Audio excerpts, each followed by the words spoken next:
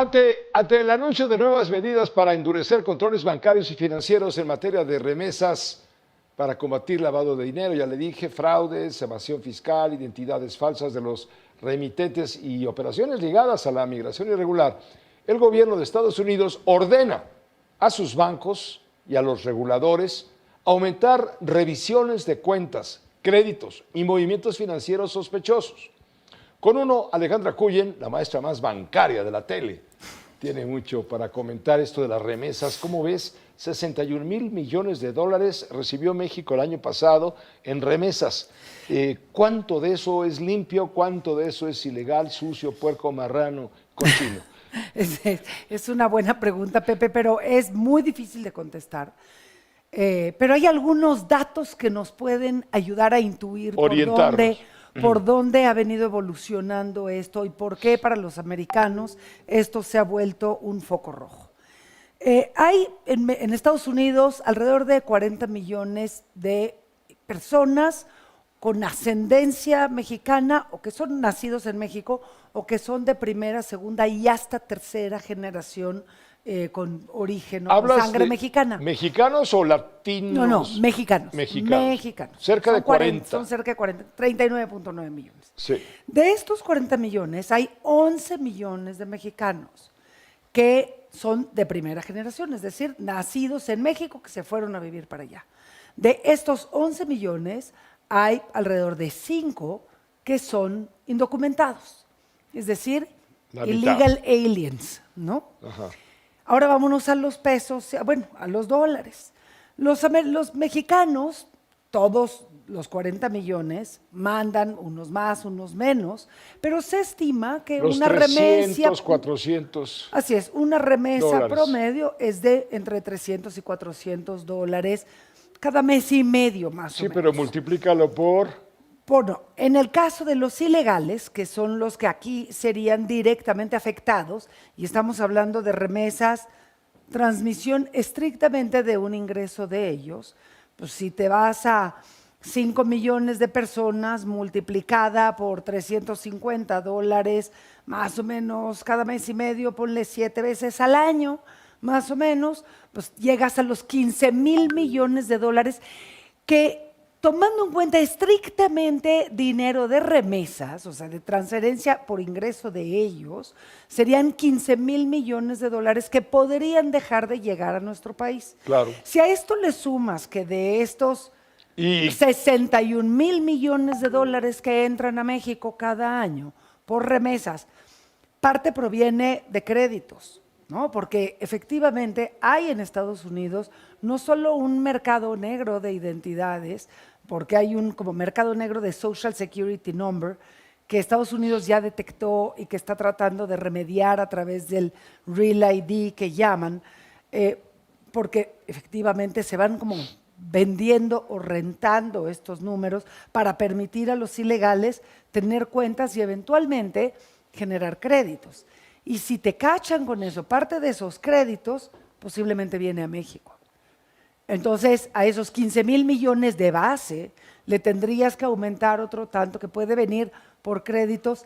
Y la parte de crimen organizado es muy difícil porque hasta la fecha yo no he encontrado un solo estudio que logre hacer un estimado de cuánto ya no hace sentido, pero me regreso a los números. En 2018 entraron a México 31,000 millones de dólares. Y en 2024, en 2025, llegamos a los 60,000 millones. 61,000. Es decir, es casi el doble en 6 años. Pero no es como que emigró el doble de personas hacia Estados Unidos. Al revés, durante el periodo de Calderón, a la 4T no le gusta esto, pero empezó a reducirse la emigración de mexicanos hacia Estados Unidos. Incluso hubo una entrada de mexicanos que regresaban, y quitemos adjetivos, no se trata si estaban mejor o peor. El caso es que de facto los mexicanos dejaron de irse y el saldo empezó a ser contrario, ya no había más gente que se fuera que gente que regresara. Y a lo largo del sexenio de Peña Nieto, más o menos se mantuvo constante el número de gente que se iba. Para cuando llegó López Obrador, pues tenías más o menos un número estable que sí fue creciendo, sobre todo después de la pandemia. ¿Qué otro elemento puedes? Pero no es como que se duplicó el número de mexicanos que emigraron a Estados Unidos y empezaron a mandar dinero. Lo que sí pasó es que de repente México empezó a recibir a las caravanas, porque la administración López Obradorista decidió que México no tenía por qué cerrarle el paso a los Puertas migrantes. abiertas, ¿Te acuerdas? pásele, Las puertas pásele. abiertas.